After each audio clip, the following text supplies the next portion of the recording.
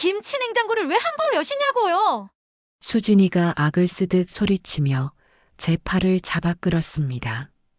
임신하여 몸도 무거운 며느리가 손톱이 제 팔에 파고들 정도로 세게 움켜쥐었어요. 부엌 바닥에 널브러진 김치통과 흩어진 배추 잎사귀들, 그리고 김치 냉장고 맨 아래 칸에서 본 그것. 투명 비닐 몇 겹으로 꽁꽁 쌓인 채 얼어붙어 있던 서리가 하얗게 낀 그 무언가.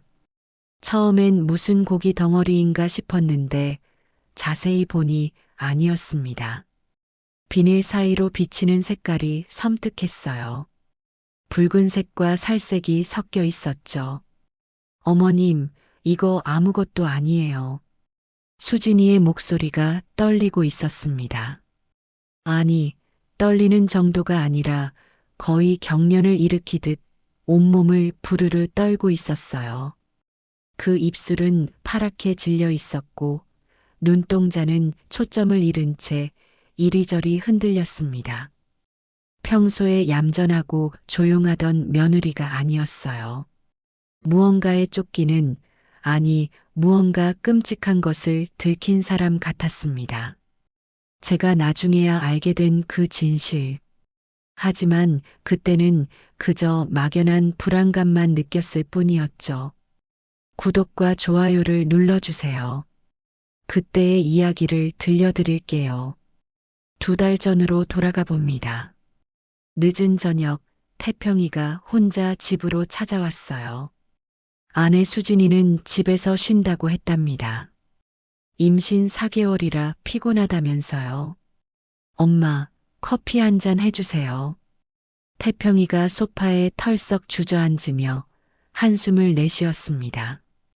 그 얼굴에 그늘이 너무 짙어서 가슴이 철렁했어요. 무슨 일 있니? 회사에서 힘든 일 있어? 아니요. 그게 아니라, 엄마, 제가 곧 해외 출장을 가야 해요. 케냐 나이로비 현장에 6개월 정도요. 수진이도 임신했는데 먼 놈의 회사가 6개월씩이나 출장을 보낸대. 출산 전에는 올 수 있는 거야? 그 전에 올 수 있을 것 같아요. 그래. 수진이는 뭐래? 요즘 사람들은 태교도 한다는데 수진이는 임신 중인데 혼자 있게 되잖아. 태평이가 머뭇거리다가 입을 열었습니다. 엄마, 제가 자리를 비우니까 제가 없는 동안 수진이 좀 잘 봐주세요. 몸이 점점 무거워지면서 힘들어해요. 입덧도 심해지고 임신 중이라 예민하기도 하고요. 그래서 좀 이상할 정도예요. 이상하다니? 어디가? 태평이가 어떻게 이야기를 해야 할까 신중하게 말을 고르는 게 보였습니다. 뭔가 말하고 싶은 게 있는데 차마 못하겠다는 표정이었어요. 가끔 새벽에 일어나서 뭘 하는 것 같아요. 제가 자는 줄 알고. 한 번은 부엌에서 달그닥 거리길래 소리가 나서 나가봤더니 김치 냉장고 앞에 쪼그리고 앉아 있더라고요. 그래서 제가 다가가니까 화들짝 놀라서 뭔가를 숨기더라고요. 근데 자다가 깼다고 해도 새벽 3시에 일어나서 뭘 한다는 게 이상하잖아요. 그 얘기를 들으니 왠지 불안한 기분이 들었습니다. 잠도 부족할 임산부가 새벽 3시에 부엌에서 할 게 없잖아요. 또 있어요. 요즘 자꾸 어디 전화하는 것 같은데 제가 다가가면 끊어요. 혹시 수진이 친정이나 친구한테 하는 거 아닐까? 태평이가 씁쓸하게 웃었습니다. 수진이 친구 본 적 있으세요? 결혼식 때도 하객이 10명도 안 왔잖아요. 친정 어머니도 그 후로 한 번도 안 오셨고, 그러고 보니 그랬습니다. 수진이는 늘 혼자였어요. 친구 얘기도 안 하고, 가족 얘기도 안 하고, 처음엔 내성적인 성격인가 싶었는데, 너희가 사랑해서 결혼한 거잖아. 결혼식장에 몇 명 왔는지가 뭐가 중요해. 수진이가 내성적이긴 하지만 나는 차분한 아이구나 생각하고 있어. 그렇죠. 그런데 요즘 자꾸 불안해요. 뭔가 저한테 숨기는 게 있는 것 같아서. 태평이가 고개를 묻었습니다. 그 어깨가 축 처져 있는 게 안쓰러웠어요. 출국 사흘 전 제가 김치를 담그러 수진이네 집에 갔습니다. 태평이는 회사에 가고 없었고 수진이만 있었죠. 어머님 오셨어요?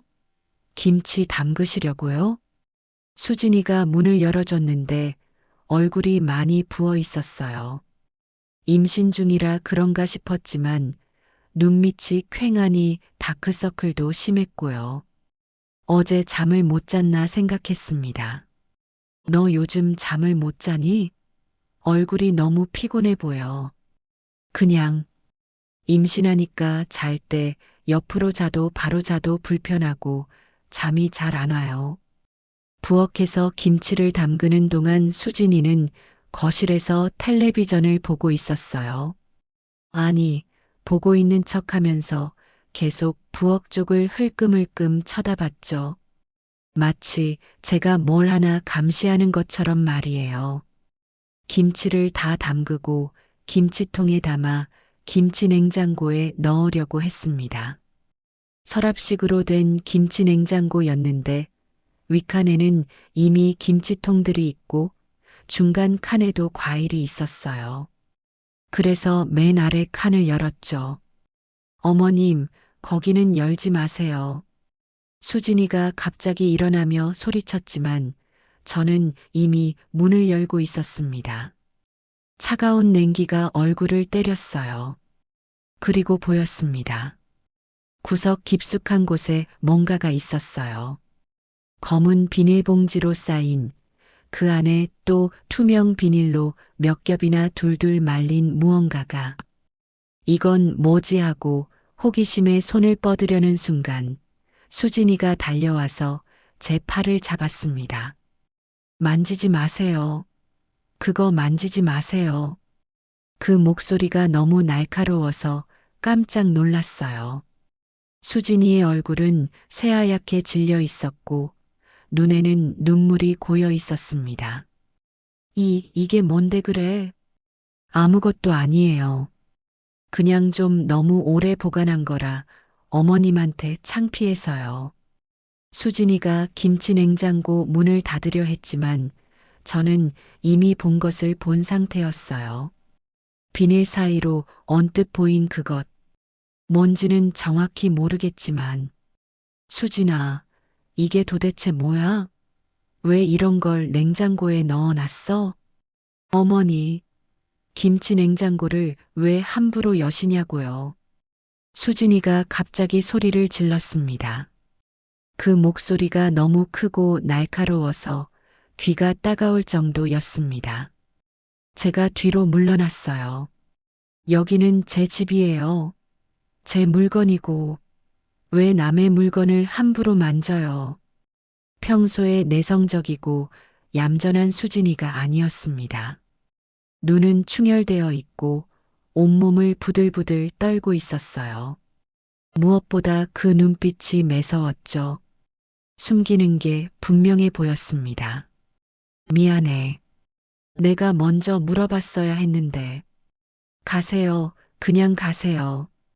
수진이가 거의 울먹이며 말했습니다. 저는 할 수 없이 그 자리에서 짐을 챙겨 나왔어요. 현관을 나서면서 뒤돌아보니 수진이가 문틈으로 제가 진짜 가는지 저를 지켜보고 있었습니다. 살짝 열린 문틈의 눈빛이 소름이 돋았어요. 집으로 돌아오는 내내 머릿속이 복잡했습니다. 나는 도대체 뭘 본 걸까? 왜 수진이는 그렇게 격하게 반응했을까? 그리고 태평이는 이 사실을 알고 있을까? 그날 밤 태평이한테 전화가 왔어요. 엄마, 오늘 수진이네 가셨다면서요? 그래. 김치 담그러 갔었어. 잘 먹고 잠은 잘 잔대요? 태평이의 목소리에 걱정이 가득했습니다. 글쎄, 좀 예민하긴 했어. 임신 중이라 그런가 보다 했는데.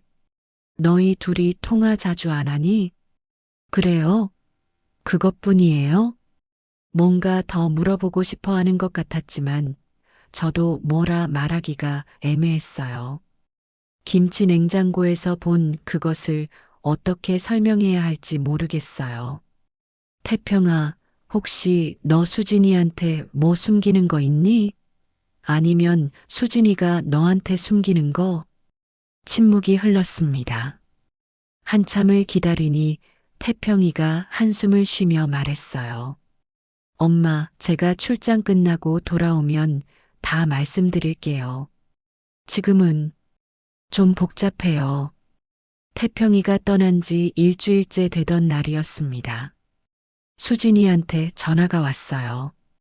김치 냉장고 사건 이후로 한 번도 연락이 없다가 갑자기 전화를 한 거죠. 어머님, 저예요. 그때 제가 너무 무례했죠? 죄송해요.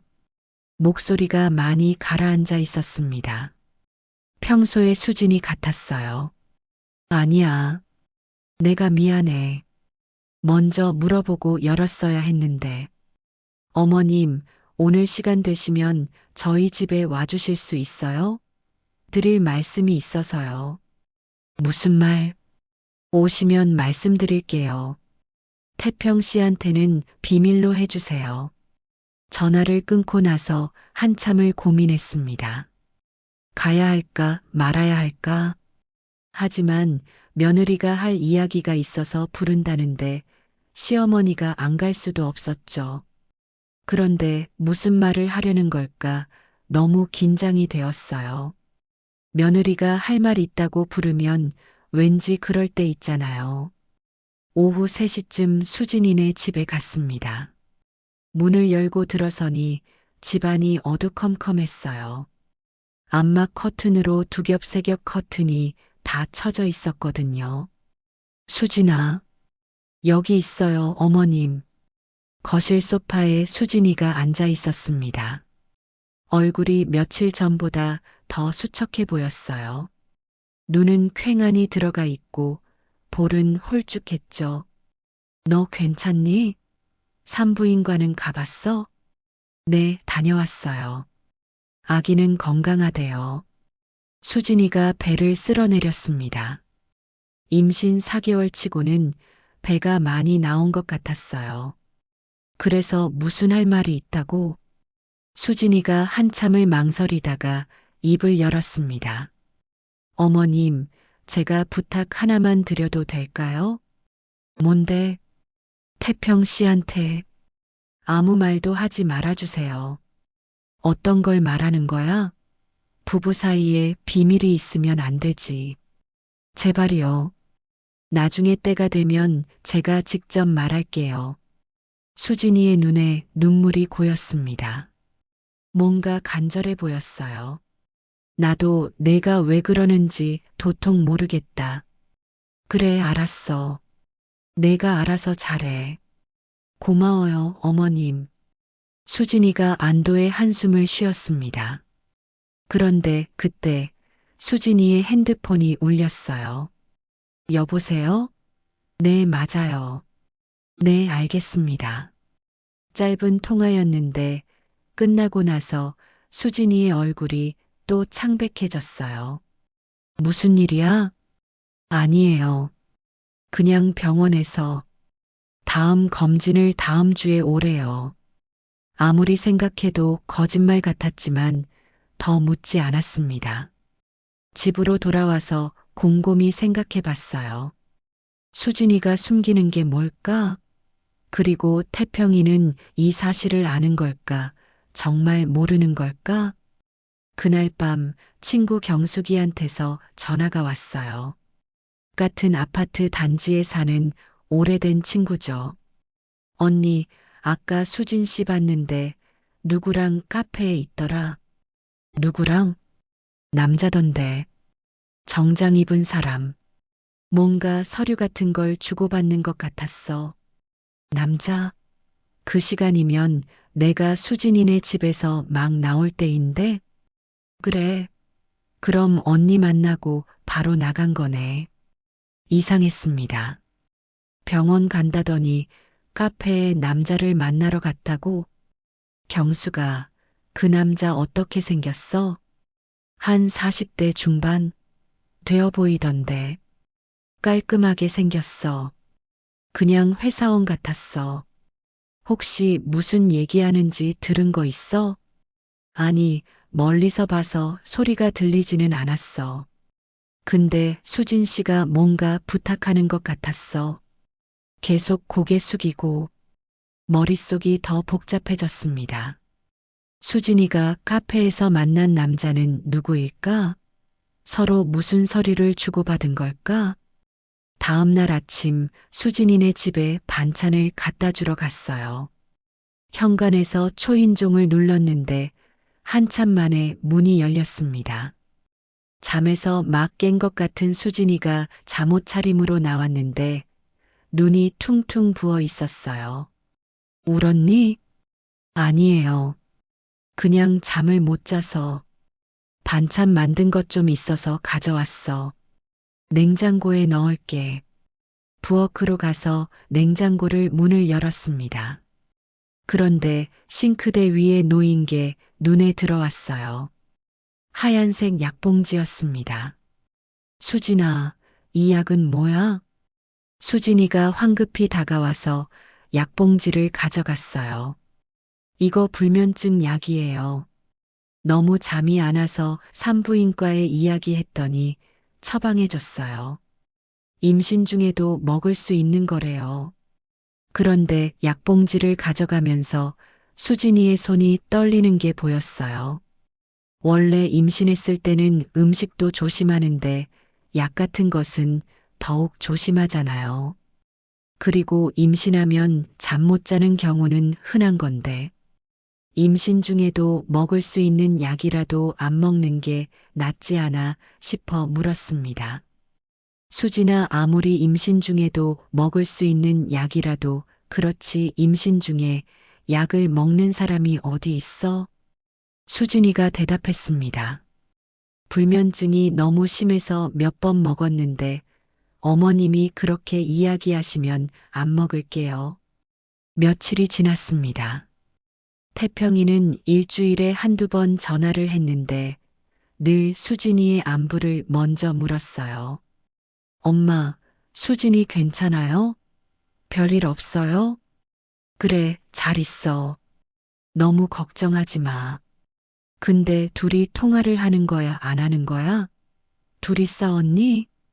아니에요. 가끔 전화해요. 그냥 혹시나 해서요. 태평이도 뭔가 알고 있는 것 같았습니다. 하지만 차마 말은 못하는 것 같았습니다. 어느 날 오후 수진이네 집에 가려다가 이상한 광경을 목격했어요. 엘리베이터를 타고 올라가 집 현관문까지 갔는데 현관문이 살짝 열려 있었습니다. 열린 틈으로 안에서 말소리가 들렸습니다. 수진이의 목소리였어요. 뒤이어 낮은 남자 목소리가 들렸습니다. 둘의 이야기는 한참이나 이어졌습니다. 멀어서 무슨 이야기를 하는지는 모르겠더라고요. 그러다가 발소리가 점점 커지면서 현관 쪽으로 걸어오는 것 같았습니다. 저는 황급히 비상계단 쪽으로 몸을 숨겼습니다. 정장 입은 남자가 나왔어요. 경숙이가 말했던 카페의 그 사람 같았습니다. 40대 중반쯤 되어 보였고 날카로운 인상이었죠. 남자가 엘리베이터를 타고 내려간 후 저는 다시 수진이네 현관 앞으로 갔어요. 초인종을 누르니 한참 만에 수진이가 문을 열었습니다. 눈이 빨갛게 충혈되어 있었어요. 수진아, 방금 누가 왔다 간 거니? 아무도 아니에요. 보험 설계사예요. 갑자기 무슨 보험을 든다는 거야? 수진이가 당황한 표정을 지었습니다. 그냥 보험 설계사가 보험 들어달라고 여러 상품 보여주고 간 거예요. 수진아, 내가 뭘 숨기는지는 모르겠지만 가족 간에는 이야기해야 하지 않겠니? 수진이가 고개를 떨어뜨렸습니다. 그리고 작은 목소리로 말했어요. 어머님, 저도 알아요. 하지만 말할 수 없어요. 차마 말할 수가 없어요. 도대체 뭐길래? 수진이가 고개를 들어 저를 봤습니다. 그 눈에 절망이 가득했어요. 계속 다그치고 추궁할 수 없어 그날은 그냥 돌아왔습니다. 그날 밤 잠을 이룰 수가 없었습니다. 수진이의 행동이 이상해서 자꾸 이상한 상상을 하게 되었어요. 그래서 잠이 오지 않았습니다. 새벽 3시쯤이었을 거예요. 물을 마시러 일어났다가 창밖을 내다봤는데 수진이네 집에 불이 켜져 있었습니다. 저희 동에서 수진이네 집이 보이거든요. 두텁게 친 커튼 사이로 거실 불빛이 희미하게 새어나오고 있었어요.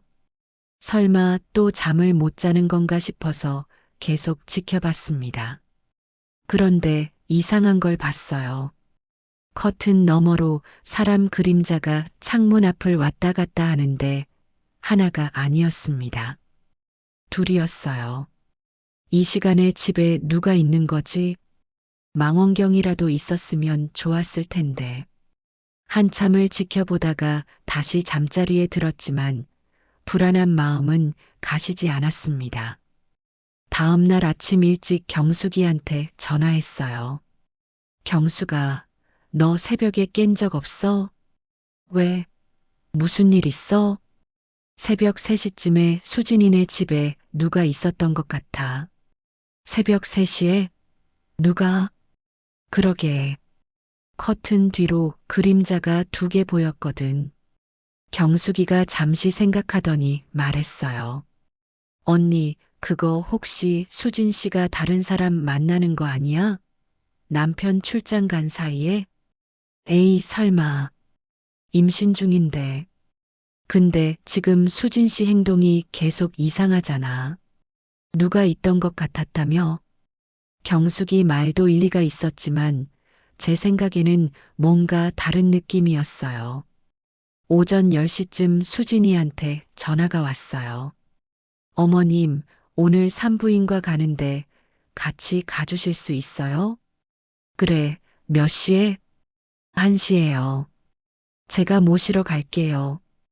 평소와는 달리 수진이가 먼저 같이 가자고 하니 의외였습니다. 12시 반에 수진이가 왔어요. 차에 타자마자 이상한 낌새를 느꼈습니다. 수진이가 계속 백미러를 확인하는 거예요. 왜 자꾸 뒤를 봐? 아, 그냥 차가 많이 막히나 보려고요. 병원으로 가는 내내 수진이는 불안해했습니다. 신호등에 설 때마다 주변을 두리번거리고 핸드폰을 자꾸 확인했죠. 산부인과에 도착해서 진료를 기다리는 동안 수진이가 화장실에 갔습니다. 그때 수진이 가방에서 뭔가 떨어졌어요. 작은 수첩이었는데 펼쳐진 페이지에 이상한 메모가 있었습니다. 매월 특정 날짜에 숫자가 적혀 있었습니다. 날짜와 금액을 적어 놓은 것 같았어요. 수진이가 화장실에서 나오는 소리가 들려서 급히 수첩을 제자리에 놨습니다. 어머님, 기다리셨어요? 아니야. 근데 수진아, 너 요즘 정말 많이 불안해 보이는데 무슨 걱정이라도 있니? 수진이의 얼굴이 순간 굳었습니다. 무슨 말씀이세요? 그냥 내가 너무 불안해 보여서 혹시 곤란한 일 있으면 솔직하게 말해. 태평이 아빠도 계시고 도와줄 수 있어. 수진이가 입술을 깨물며 고개를 저었습니다. 아니에요. 아무것도 아니에요. 아무 일도 없어요. 진료실에 들어갔습니다. 의사 선생님이 초음파를 보여주며 설명했어요. 아기는 건강해요. 지금 20주 정도 됐네요. 그런데 산모가 스트레스를 많이 받는 것 같은데 괜찮으세요? 네, 괜찮아요. 수진이가 대답했지만 의사 선생님은 걱정스러운 표정이었어요. 임신 중 스트레스는 아기한테도 안 좋아요. 마음 편하게 지내셔야 해요. 철분제랑 영양제 꼭 챙겨 드시고요. 병원에서 나오면서 수진이가 말했어요. 어머님, 차에 먼저 가 계세요. 약국에서 철분제 사서 갈게요. 그래. 차에서 기다리는데 약국 유리창 너머로 수진이가 보였습니다. 그런데 철분제를 사는 게 아니라 전화 통화를 하고 있었어요. 표정이 심각했습니다. 누구랑 그렇게 오래 통화하는 걸까 싶어서 보고 있는데 갑자기 검은 승용차 한 대가 약국 앞에 섰어요. 그리고 차에서 남자가 내렸습니다. 며칠 전 수진이네 집에서 나오던 그 남자였어요. 남자가 약국으로 들어가더니 수진이와 뭐라고 얘기를 나눴습니다. 수진이는 고개를 떨구고 있었고 남자는 뭔가 위협하는 듯한 제스처를 취했어요. 안 되겠다 싶었습니다. 저는 차에서 내려서 약국으로 갔습니다. 수진아. 제가 들어서자 남자가 재빨리 돌아서서 나갔어요. 수진이는 당황한 표정으로 저를 봤습니다. 어머님, 왜 오셨어요? 약국 갔다 오는 게 너무 오래 걸려서. 근데 방금 그 사람 누구야? 아무도 아니에요. 아무도 아닌 게 어디 있어? 그 사람이 위협하는 것 같았는데. 수진이가 눈물을 글썽이며 말했어요. 정말 아무것도 아니에요. 제발 더 묻지 마세요. 집으로 돌아오는 길, 차 안은 무거운 침묵으로 가득했습니다. 수진이는 창밖만 바라봤고 저는 할 말을 찾지 못했어요. 임신한 며느리를 계속 추궁하기도 어려웠어요. 집 앞에 도착해서 수진이를 내려주고 돌아서는데 수진이가 갑자기 제 팔을 잡았습니다. 어머님, 제가 만약 정말 나쁜 일을 한 사람이어도 저를 며느리로 생각해 주실 수 있어요? 그게 무슨 말이야? 태평 씨는 정말 좋은 사람이에요. 저 같은 사람한테는 과분한 사람이죠. 그런데 저는 그런 태평 씨만큼 착하지 못한 것 같아요. 수진이의 눈에서 눈물이 주르륵 흘렀습니다. 무슨 일이 있었는데? 수진아, 나한테 말해봐. 뭘 알아야 도와주던지 할 거 아니냐. 수진이가 한참을 망설이다가 입을 열었어요. 저, 결혼 전에 다른 사람이 있었어요. 그래, 그게 뭐 어때서? 과거 연애까지 뭐라 할 사람은 없어. 그 사람 아이를 가졌었어요. 순간 숨이 멎는 것 같았습니다. 아이를 가졌었다니. 그래서 그 아이는 7달까지 뱃속에 있었어요. 수진이가 울음을 터뜨렸습니다. 그 사람이 유부남이었어요. 처음엔 몰랐는데 임신하고 나서 알게 됐어요. 그 사람 부인이 찾아와서 유부남이었다고? 그래서 어떻게 됐어? 그 사람은 아이를 지우라고 했어요. 하지만 이미 7개월이었어요. 그래서 도망쳤죠. 수진이가 말을 멈췄습니다. 너무 고통스러워 보였어요. 수진이가 한참을 울다가 겨우 말을 이었습니다. 도망친 지 한 달쯤 됐을 때 혼자 원룸에서 지내다가 갑자기 배가 아프기 시작했어요. 병원에 갔더니 조산 기운이 있다고 해서 입원했는데 결국 아이를 잃었어요. 그럼 김치 냉장고에 있던 건 네, 그 아이의 흔적이에요. 병원에서 화장을 하라고 했는데 저는 그럴 수가 없었어요. 그래서 몰래 가져와서 미친 짓이죠? 저도 알아요. 하지만 그냥 보낼 수가 없었어요. 수진이는 흐느끼며 말을 이었습니다. 그 후로 정신이 많이 힘들었어요. 그러던 중에 태평 씨를 만났죠. 너무 따뜻하고 좋은 사람이었어요. 저한테는 과분한 사람. 그런데 그 남자가 다시 나타났어요. 제가 태평 씨랑 결혼한다는 소식을 듣고 그리고는 협박하기 시작했어요. 매달 돈을 주지 않으면 태평 씨한테 모든 걸 밝히겠다고. 그래서 돈을 보냈니? 네. 그 사람이 요구한 금액이 한 달에 300만 원이에요. 자기 아이였으니까 양육비 명목으로 달라고. 죽은 아이인데 무슨 양육비냐고 했더니 그럼 정신적 피해 보상이라고 우기더라고요. 정말 나쁜 놈이네. 경찰에 신고하지 그랬어? 그 사람이 모든 증거를 다 가지고 있어요. 제가 임신했을 때 초음파 사진, 산부인과 기록, 심지어 그때 제가 보낸 문자들까지. 그걸 태평 씨한테 보내겠다고 협박했어요. 수진이의 어깨가 들썩였습니다. 그런데 수진아, 태평이는 정말 모르는 거야?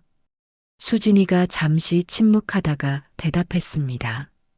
모르는 것 같기도 하고 아는 것 같기도 하고 가끔 저를 보는 눈빛이 뭔가 다 알고 있는 것 같을 때가 있어요. 하지만 아무 말도 안 하니까. 그래서 더 불안한 거구나.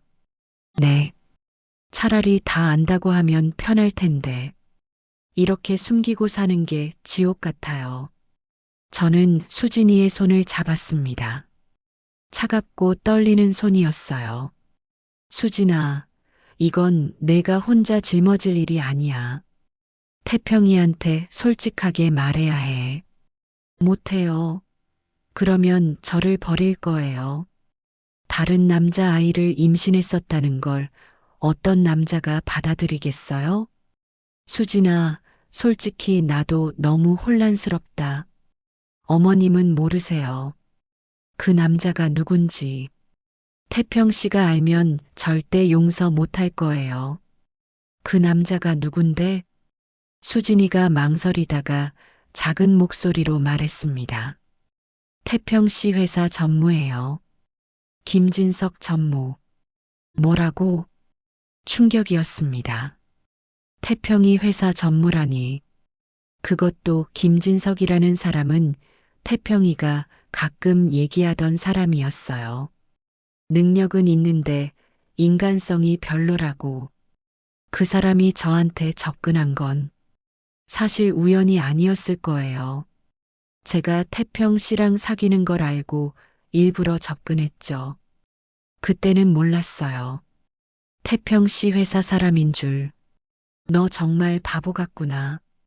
그 사람은 자기가 태평 씨보다 먼저 저를 만났다고, 그러니까 자기한테 우선권이 있다는 식으로 말해요. 미친 소리죠. 저는 한숨을 내쉬었습니다. 이렇게 복잡한 사연이 있을 줄은 몰랐다. 어머님, 그래서 제가 김치 냉장고에 그걸 보관한 거예요. 버릴 수도 없고, 그렇다고 집에 둘 수도 없고, 냉동실에 넣어두면 시간이 멈춘 것 같아서. 수진아, 그래도 그건 정상이 아니잖아.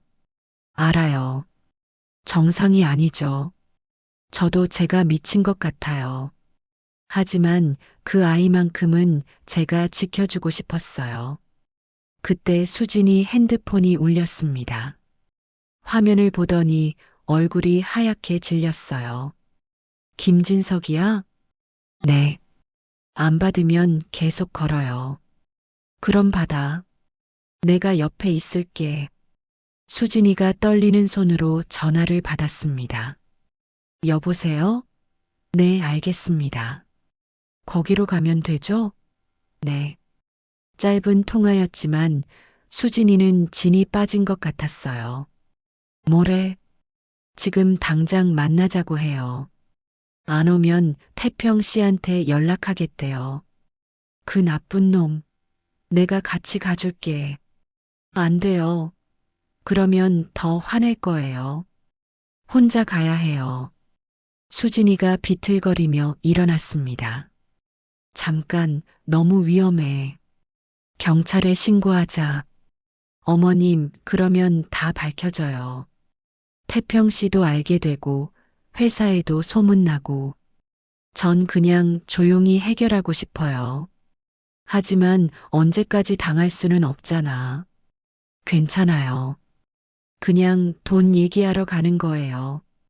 금방 올게요. 수진이는 그렇게 나갔습니다. 불안한 마음에 저는 몰래 따라가기로 했어요. 택시를 잡고 수진이가 탄 택시를 따라 도착한 곳은 한적한 카페였습니다. 저는 밖에서 기다렸어요. 유리창 너머로 수진이와 김진석이 보였습니다. 김진석이 뭔가 서류를 꺼내 보이고 있었어요.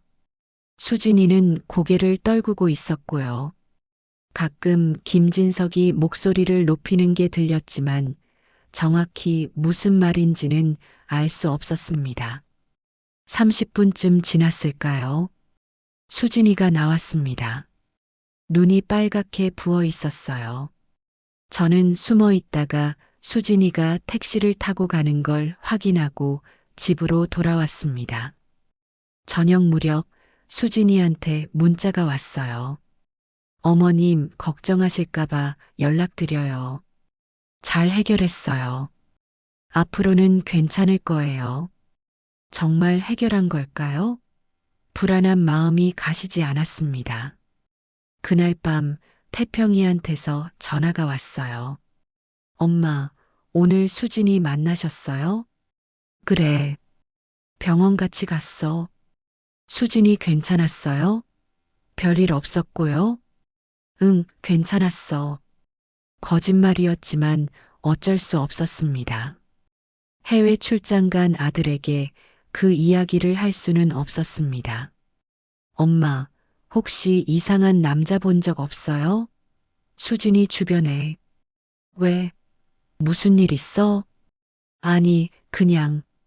제가 없으니까 이상한 사람들이 접근할까봐 걱정돼서요. 태평이도 뭔가 눈치채고 있는 것 같았어요. 어쩌면 다 알고 있는지도 모르죠. 태평아, 수진이가 힘들어하면 내가 옆에 있어줘야 해. 전화라도 자주 하고. 네, 그러고 있어요. 요즘은 매일 밤 영상 통화해요. 근데 요즘 수진이가 자꾸 피하는 것 같아요. 임신 중이라 많이 예민한가 보다. 그런가요? 엄마, 정말 아무 일 없는 거 맞죠? 그래, 걱정 마. 일단 일부터 잘 끝내고 와. 전화를 끊고 나서 한참을 생각했습니다. 이대로 둬도 되는 걸까? 태평이는 정말 모르는 걸까? 아니면 알면서도 모른 척 하는 걸까? 다음 날 아침 경숙이가 찾아왔어요. 언니, 큰일 났어. 아침에 우리 아파트 경비 아저씨가 그러는데 어제 밤에 수진 씨네 집에서 엄청 싸우는 소리가 났대. 아랫집 사람이 층간소음으로 신고를 할 정도였다나 봐. 뭐? 싸웠다고? 경숙이가 간 후 저는 거실 소파에 주저앉았습니다. 어젯밤 수진이네 집에서 싸우는 소리가 났다는 경비 아저씨 말이 자꾸 신경 쓰였지만 그보다 더 큰 혼란이 제 마음속에서 일어나고 있었어요. 아니, 내가 왜 그랬지? 왜 그렇게 아무렇지 않은 척 했을까? 같은 여자라서일까? 수진이가 유부남의 아이를 임신했었다고 고백했을 때, 죽은 아이를 김치냉장고에 보관하고 있다고 했을 때, 저는 왜 그게 뭐 어때서 라고 했을까요? 그 순간 제 입에서 나온 말이 정말 제 마음이었을까요? 아니었습니다. 속으로는 천둥이 치고 있었어요. 우리 태평이를 그 착하고 순진한 아들을 속였다는 분노가 치밀어 올랐죠. 그런데 왜 겉으로는 괜찮다고 이해한다고 했을까요? 너무 당황해서였을지도 모르겠습니다. 손이 떨리기 시작했습니다. 마음이 진정이 되지 않고 커피를 마시려고 컵을 들었는데 덜덜 떨려서 쏟을 뻔했어요. 정신 차려라. 이게 뭐 하는 짓이야? 혼자 중얼거렸습니다. 며느리 앞에서는 왜 그렇게 침착한 척 했는지 모르겠어요. 아마도 수진이가 너무 불쌍해 보여서 아니면 임신한 여자 앞에서 화를 낼 수 없어서 그것도 아니면 혹시 내가 태평이한테 상처 주고 싶지 않아서 머릿속이 뒤죽박죽이었습니다. 태평이를 생각하니 가슴이 미어졌어요. 43살까지 연애 한 번 제대로 못 해보고 맞선만 수십 번. 그러다 겨우 만난 여자가 수진이었는데 그 여자가 이런 과거를 숨기고 있었다니. 아니, 잠깐. 태평이가 정말 모를까? 갑자기 이런 생각이 들었습니다. 어쩌면 태평이도 다 알고 있는 건 아닐까? 알면서도 받아들인 건 아닐까? 그래서 출장 가기 전에 그런 말들을 했던 건 아닐까? 자꾸 하는 말이 뭔가 알고 있는 것 같긴 한데 핸드폰을 들었다가 놨습니다.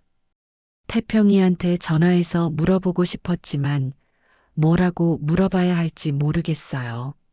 내 아내가 유부남 아이를 임신했었대 라고 대뜸 말할 수도 없고 초인종이 울렸습니다. 문을 열어보니 수진이었어요. 눈이 퉁퉁 부어 있었고 얼굴은 초췌했습니다. 어머님, 어제 제가 너무 많은 얘기를 해서 불편하셨죠? 수진이의 목소리가 떨리고 있었어요. 일단 들어와. 수진이를 거실로 안내했습니다. 그런데 막상 마주 앉으니 어색했어요.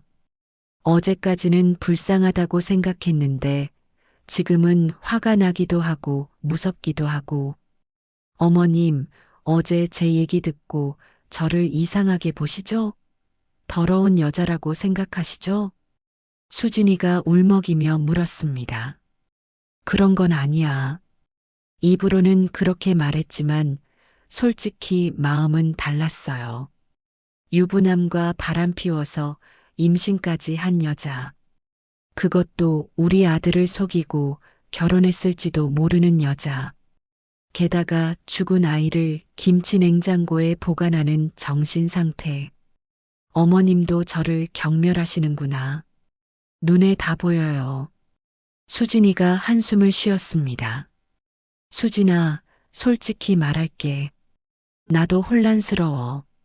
어제는 괜찮다고 했지만 사실 충격이 커. 우리 태평이를 속였다는 게 제일 화가 나. 드디어 속마음을 조금 꺼냈습니다. 수진이가 고개를 떨구었어요. 죄송해요. 정말 죄송해요.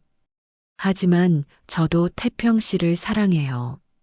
처음엔 아니었는지 몰라도 지금은 정말로 사랑해요. 처음엔 아니었다고? 그럼 왜 결혼한 거야? 수진이가 망설이다가 대답했습니다. 솔직히 말하면 도망칠 곳이 필요했어요.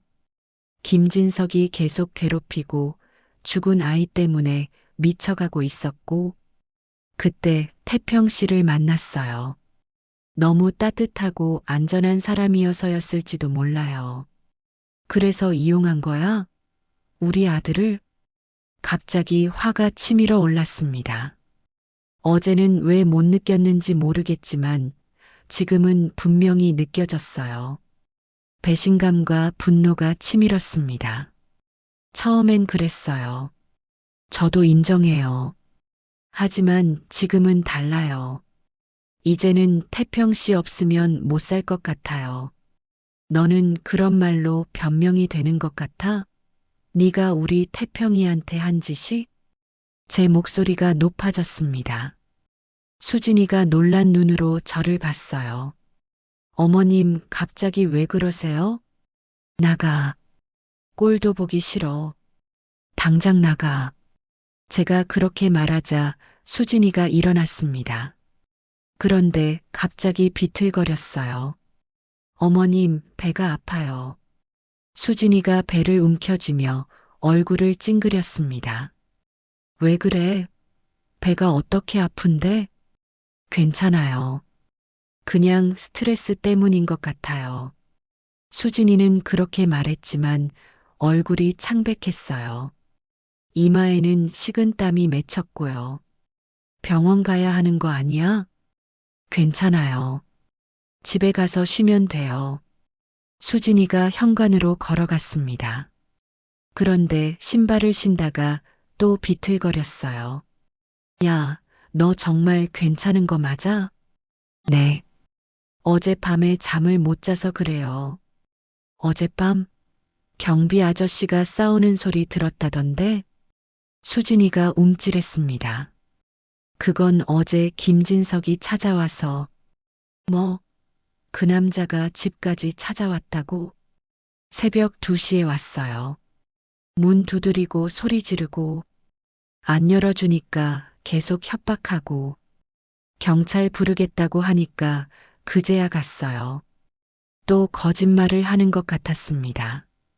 커튼 뒤에 보였던 그림자는 뭐란 말입니까? 그 나쁜 놈, 당장 경찰에 신고해야지. 안 돼요. 그러면 태평 씨가 알게 돼요. 회사에도 다 소문나면 태평 씨는 어떡해요. 그래도 이건 너무 위험해. 혼자 있는데 그 남자가 계속 찾아오면 어떡해? 괜찮아요. 제가 알아서 할게요. 수진이는 그렇게 나갔습니다. 문이 닫히고 나서야 저는 다리에 힘이 풀려 주저앉았어요. 이게 뭐야? 이게 도대체 무슨 일이람? 눈물이 났습니다.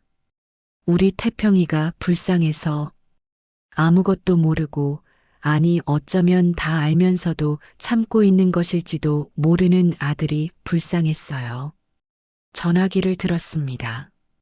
태평이한테 전화해야 한다는 생각과 하지 말아야 한다는 생각이 싸웠어요. 결국 결정을 하지 못하고 경숙이한테 전화했습니다. 경숙아, 나한테 좀 와줘. 혼자 있기가 무서워. 언니, 무슨 일이야? 목소리가 왜 그래? 그냥 와. 와서 얘기할게. 10분도 안 돼서 경숙이가 왔어요. 제 얼굴을 보더니 깜짝 놀랐습니다. 언니, 무슨 일이야? 눈이 왜 이렇게 부었어? 저는 경숙이한테 모든 걸 털어놨습니다.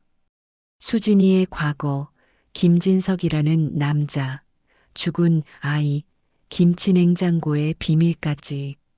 세상에, 그런 일이 있었구나. 언니, 이건 태평이한테 당장 알려야 해. 그것도 생각했어. 근데 태평이가 이미 알고 있으면? 알면서도 받아들인 거면? 그럼 그건 그거대로 또 문제야. 왜 엄마한테 얘기 안 했겠어? 그러게.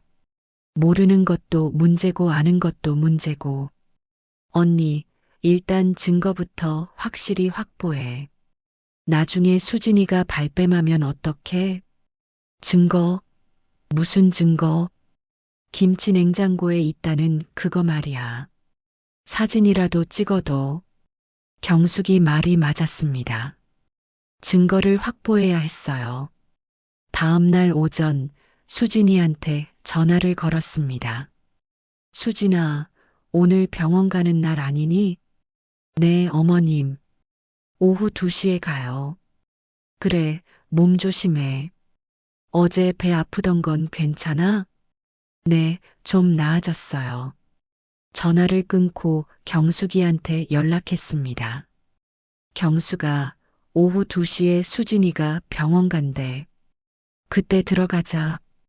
언니, 정말 이래도 되는 거야? 우리 아들 인생이 걸린 일이야. 일단 뭐라도 해야지. 1시 반, 저와 경숙이는 수진이네 아파트 주차장에서 기다렸습니다. 수진이가 택시를 타고 나가는 걸 확인한 후 조심스럽게 집으로 올라갔어요. 비밀번호는 태평이 생일이었습니다. 아들이 가르쳐 준 적이 있어요. 언니, 빨리 해. 나 무서워. 경숙이가 현관에서 망을 보고 저는 부엌으로 갔습니다. 김치 냉장고를 열었어요.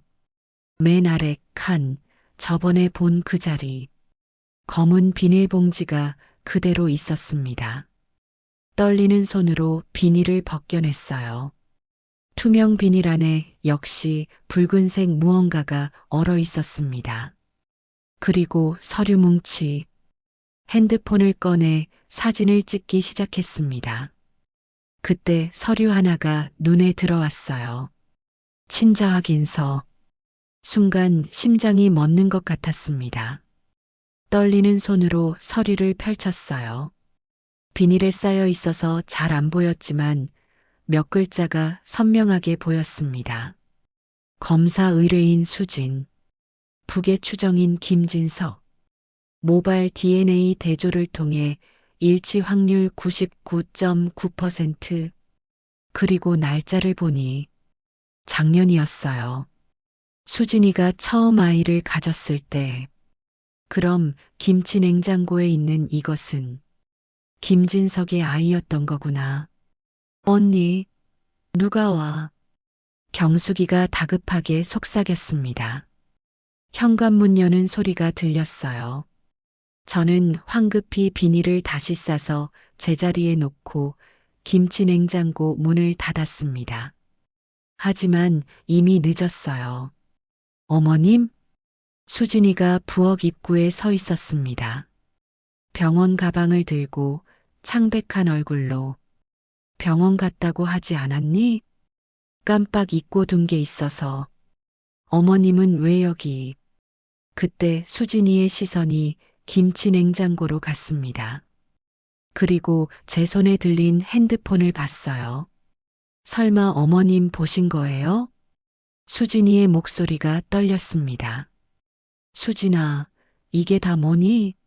이 서류들은? DNA 검사는? 수진이가 부엌으로 들어왔습니다. 눈에는 절망이 가득했어요. 왜 그냥 놔두지 않으셨어요? 제가 묻지 말라고 했잖아요. 왜 굳이 들춰내셨어요? 너야말로 왜 이런 걸 숨긴 거야? 왜 우리 태평이에게 숨긴 거야? 어머님, 김치 냉장고를 왜 함부로 여시냐고요? 수진이가 갑자기 소리를 질렀습니다.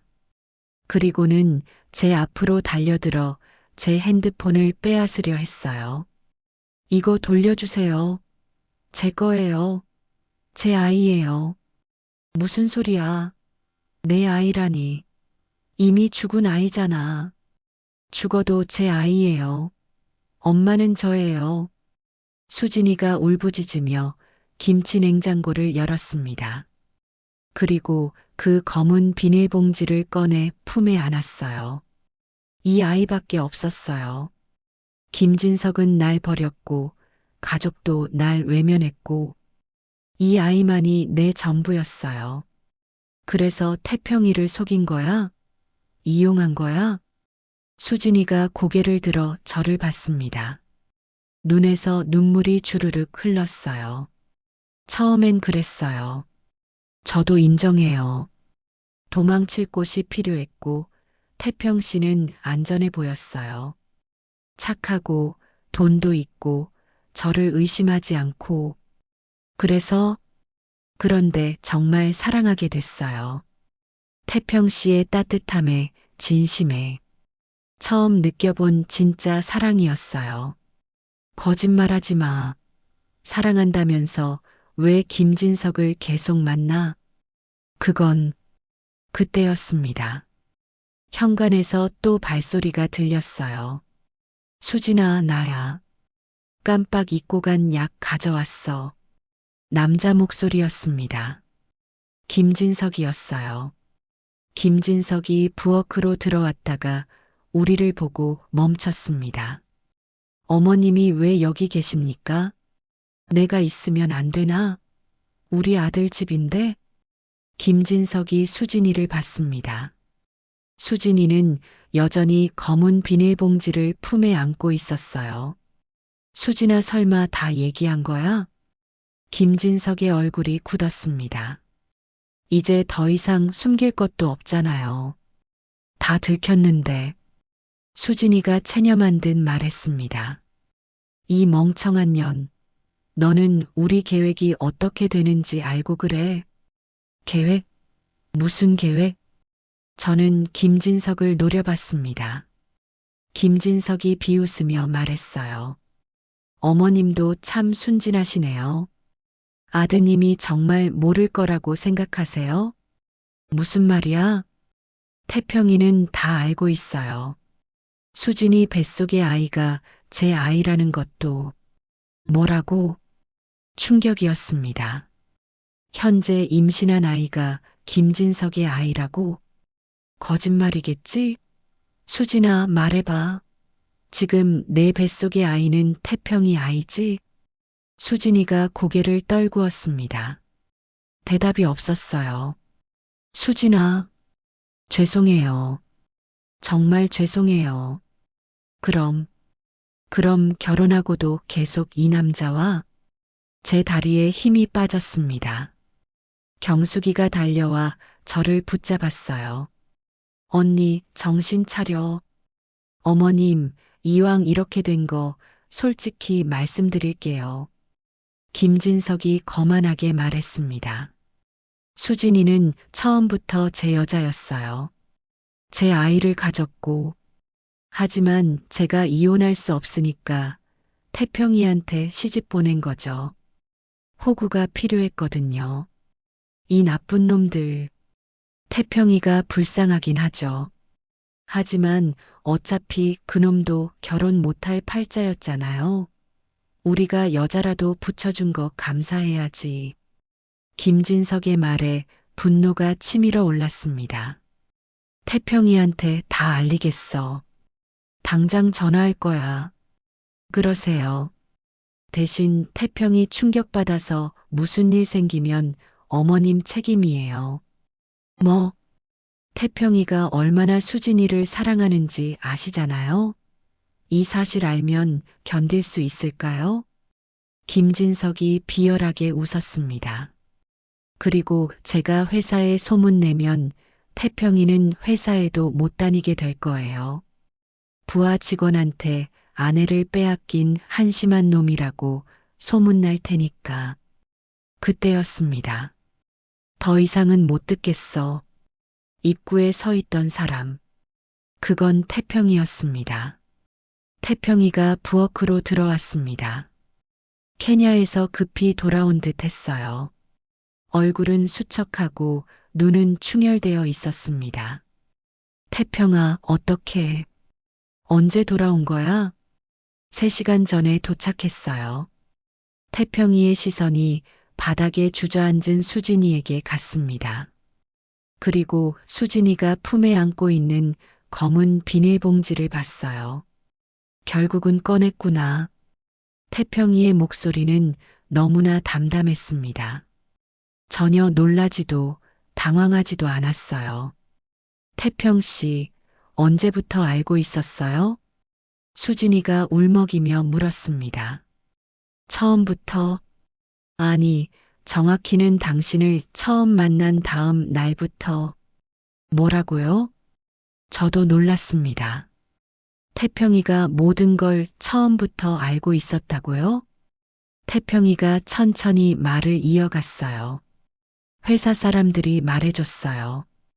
김진석 전무와 사귀던 여자가 있는데 임신했다가 버림받았다고.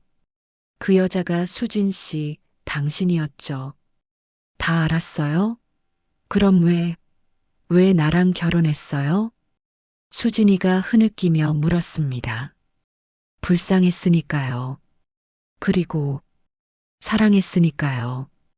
과거가 어떻든 지금의 당신을 사랑했어요. 사랑하니까 새 출발할 수 있게 해주고 싶었어요.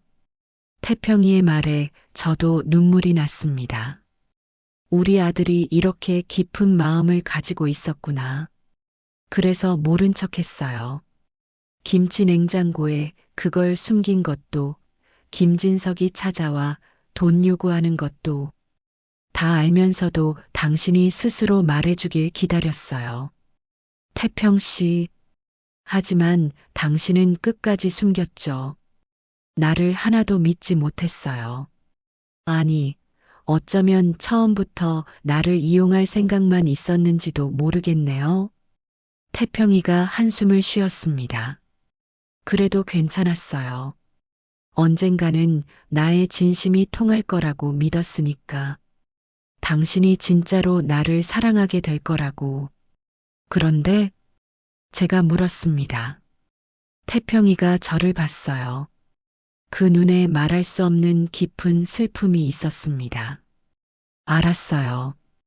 김진석이 수진이랑 여전히 관계를 유지하고 있다고. 그것도 결혼 후에도 계속. 그건 오해예요. 김진석이 협박해서. 수진이가 급하게 말했지만 태평이가 손을 들어 막았습니다. 수진 씨, 지금 뱃속의 아이. 누구 아이예요? 순간 부엌이 조용해졌습니다. 수진이는 대답하지 못했어요. 대답해요. 제 아이가 맞아요? 수진이가 고개를 떨구었습니다. 길고 긴 침묵이 흘렀어요. 모르겠어요. 정말 모르겠어요. 어떻게 모를 수가 있어요? 우리가 부부인데. 태평이의 목소리가 처음으로 높아졌습니다. 김진석이 결혼 후에도 계속 찾아왔어요. 처음엔 거부했는데 협박하고 위협하고 그러다가 한 번, 단 한 번. 수진이가 울먹였습니다. 술에 약을 탔어요. 정신이 없었어요. 깨어났을 때는 이미. 그래서 누구 아이인지 모른다고? 네. 태평이가 주먹을 쥐었습니다. 손이 부들부들 떨렸어요.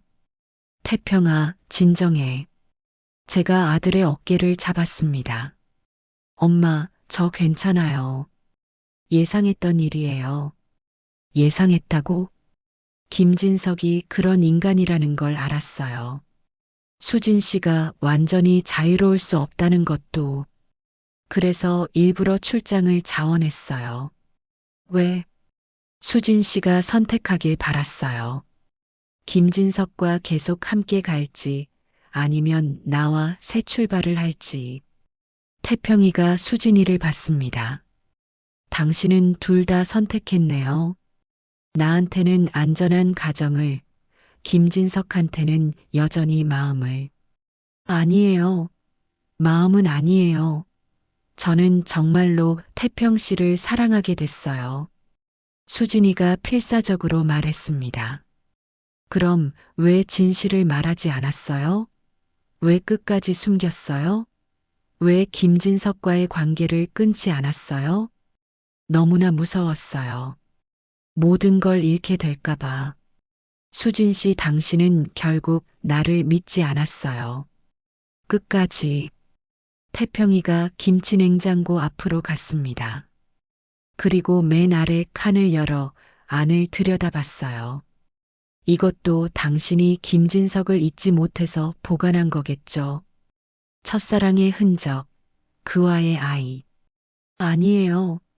그게 아니라 이 아이가 불쌍해서 그런 게요. 불쌍한 건 그 아이가 아니라 나예요. 수진 씨. 태평이의 목소리가 떨렸습니다. 모든 걸 알면서도 받아들이려 했던 나. 당신을 믿고 기다렸던 나. 그런 나는 바보 같고 불쌍하지 않아요? 태평 씨, 이제 결정하세요. 그 비닐봉지를 계속 안고 과거에 머물 건지 아니면 놓고 앞으로 나아갈 건지. 수진이는 여전히 검은 비닐봉지를 꼭 안고 있었습니다. 절대 놓을 수 없다는 듯이. 그리고 한 가지 더. 뱃속의 아이 친자 확인하겠어요. 태평 씨, 그건 내 아이라면 키우겠어요. 하지만 김진석 아이라면 나도 더 이상 어쩔 수 없어요. 당신이 알아서 하세요. 모두를 등지고 태평이가 돌아섰습니다. 어디 가니? 다 정리하러 가요. 당분간 여기 못 들어올 것 같아서. 태평아, 잠깐만. 엄마, 이제 충분해요. 더 이상은 힘들어서 못하겠어요. 태평이가 나가려는데 수진이가 갑자기 일어났어요. 기다려요, 태평 씨. 제발. 수진이가 태평이의 옷자락을 잡았습니다. 한 번만 더 기회를 주세요. 다 정리할게요. 김진석과도 끝낼게요. 이것도 버릴게요. 수진이가 품에 안고 있던 비닐봉지를 들어 보였습니다. 나는 태평 씨만 있으면 돼요. 태평 씨만. 태평이가 수진이를 봤습니다. 한참을 바라보더니 말했어요. 시간을 드릴게요. 한 달. 그동안 모든 걸 정리하세요. 김진석과의 관계도, 그리고 당신 마음도. 태평 씨. 그리고 한 달 후 친자 확인하겠어요. 그 결과에 따라 우리 관계도 결정해요. 태평이는 그렇게 말하고 나갔습니다. 문이 닫히는 소리가 유난히 크게 들렸어요. 수진이는 그 자리에 무너져 앉아 울었습니다. 저는 할 말을 잃었어요. 아들이 이렇게 많은 걸 알고 있었다니. 그리고 그런 아픔을 혼자 감당하고 있었다니. 언니. 경숙이가 제 옆으로 왔습니다. 내내 구석에서 지켜보고 있었던 거죠. 언니, 괜찮아? 아니, 안 괜찮아. 우리 태평이가 너무 힘들었을 것 같아. 나는 그것도 모르고 눈물이 났습니다. 그때 수진이가 갑자기 비명을 질렀어요. 배를 움켜쥐고 얼굴을 찡그렸습니다. 왜 그래? 수진아. 피가. 수진이의 치마에 붉은 핏자국이 번지고 있었습니다. 경수가, 빨리 구급차 불러. 제가 소리치자 경숙이가 황급히 전화를 걸었어요. 저는 수진이를 바닥에 쉴 수 있게 앉혔습니다. 수진아, 정신 차리고 천천히 숨 쉬어. 어머님, 제 아이가. 수진이는 여전히 그 검은 비닐봉지를 놓지 않고 있었어요. 과거의 아이를 품에 안은 채 현재의 아이를 잃어가고 있었습니다. 구급차는 금세 도착했습니다. 구급대원들이 수진이를 들것에 실을 때도 그 비닐봉지를 꼭 쥐고 있었어요. 보호자분도 같이 타세요. 저는 구급차에 올랐습니다. 정신없이 사이렌 소리가 울리는 가운데 저는 수진이의 손을 잡았어요. 누구의 아이인지 모르는 아이를 살리기 위해 병원으로 향하는 마음속이 복잡했습니다. 어머님, 태평 씨한테 연락해 주세요. 제발. 알았어, 진정해. 일단 아이부터 살려야지. 병원 응급실에 도착하자마자 수진이는 수술실로 들어갔습니다. 저는 복도에서 앉지도 못한 채 발을 동동거리며 기다렸습니다. 태평이에게 전화를 했어요. 태평아, 수진이가 응급실에 왔어. 하혈을 해서 병원에 왔다. 뭐라고요? 지금 가겠습니다. 15분도 안 되어 태평이가 도착했습니다. 얼굴이 창백했어요. 엄마, 어떻게 된 거예요? 수진이는? 아이는? 수술실에 들어갔어. 의사 선생님이 최선을 다해보겠대. 태평이가 수술실 문을 바라보며 서 있었습니다. 주먹을 꽉 쥔 채로. 2시간이 지났을까요? 수술실 문이 열리고 의사가 나왔습니다. 보호자분이세요? 네, 남편입니다. 산모는 안정을 찾았습니다. 하지만 아이는 지키지 못했습니다. 죄송합니다. 태평이가 휘청거렸습니다. 저는 아들을 붙잡았어요. 임신 20주였는데 극심한 스트레스와 정신적 충격으로 조산이 된 것 같습니다. 의사는 더 설명했지만 저는 아무것도 들리지 않았습니다. 산모 면회는 2시간 후에 가능합니다. 지금은 회복실에 있어요. 2시간 후 우리는 수진이의 병실로 갔습니다. 수진이는 침대에 누워 멍하니 천장을 바라보고 있었어요. 그 옆에는 여전히 그 검은 비닐봉지가 놓여 있었습니다. 수진아. 태평이가 조용히 수진이를 불렀습니다. 수진이가 고개를 돌렸어요. 눈에서 눈물이 흘렀습니다. 죄송해요. 아이를 지키지 못했어요. 괜찮아요. 태평이가 수진이의 손을 잡았습니다. 아이가 누구 아이였는지 이제는 알 수 없네요. 수진이가 흐느꼈습니다. 이제 중요하지 않아요. 태평이가 말했습니다. 수진 씨, 이제 놓아주세요. 과거도 그 비닐봉지도. 하지만 새로 시작해요. 처음부터 진짜 부부로, 진짜 가족으로. 태평이의 말에 수진이가 울음을 터뜨렸습니다. 저 같은 여자를 정말 용서해 주실 수 있어요? 용서가 아니에요. 선택이에요. 당신과 함께하기로 한 내 선택. 태평 씨, 대신 조건이 있어요. 더 이상 비밀은 없어야 해요. 그리고 그 비닐봉지, 이제 보내주세요. 수진이가 비닐봉지를 바라봤습니다. 한참을 망설이다가 천천히 고개를 끄덕였어요. 네, 보낼게요. 이제 보낼 때가 된 것 같아요. 다음 날 우리는 강가에 갔습니다.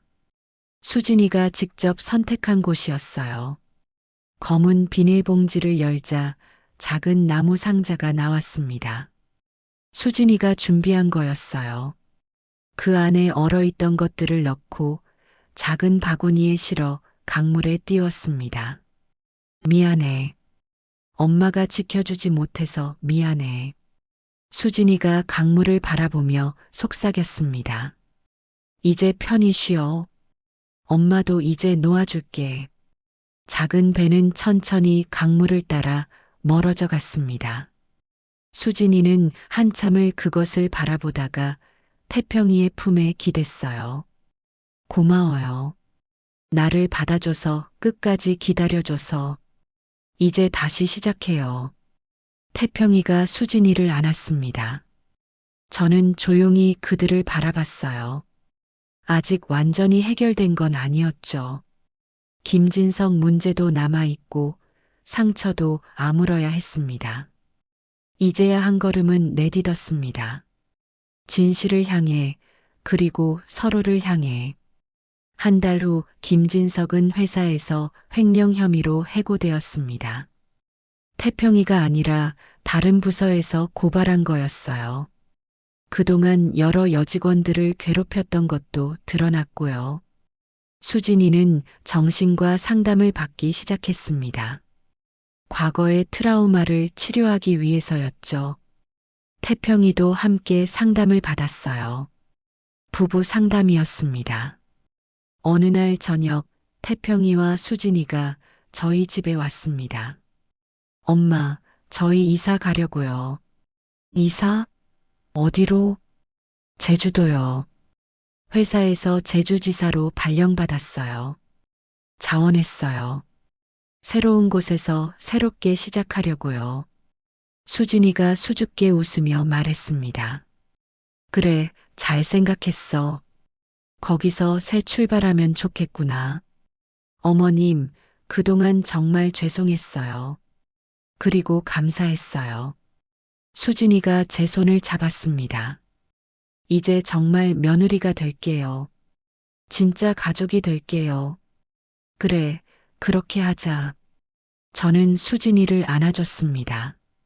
처음으로 며느리를 진심으로 안아줬어요. 제주도로 떠나는 날 공항에서 배웅했습니다. 엄마, 자주 놀러 오세요. 그래, 그럴게. 태평이와 수진이가 손을 잡고 게이트로 들어갔습니다. 뒷모습이 평화로워 보였어요. 집으로 돌아오는 길 경숙이가 물었습니다. 언니, 정말 괜찮을까? 글쎄. 하지만 노력하는 거지, 뭐. 살다 보면 완벽한 사람이 어디 있겠어. 사는 게 다 그렇잖아. 그래도 우리 태평이가 너무했다. 그런 여자를 용서하다니. 경수가 용서가 아니야. 태평이가 말했잖아. 선택이라고. 사랑하기로 한 선택. 저는 하늘을 올려다봤습니다. 맑은 하늘이었어요. 그리고 1년 후 반가운 소식이 왔습니다. 엄마, 수진이가 임신했어요. 우리 아이예요. 전화기 너머로 들리는 태평이 목소리는 행복했습니다. 정말? 정말이니? 네. 건강한 아이래요. 엄마, 이름 지어주세요. 그래, 그럴게. 축하한다, 아들아. 전화를 끊고 저는 미소 지었습니다. 인생이란 게 그런 것 같습니다. 끝인 것 같아도 다시 시작이고, 절망 끝에 희망이 있고, 그래서 우리는 오늘도 살아가는 거겠죠. 이 사연이 좋았다면 댓글 한 줄 남겨주시고, 친구분께도 공유해주세요. 끝까지 시청해주신 구독자 여러분 감사합니다.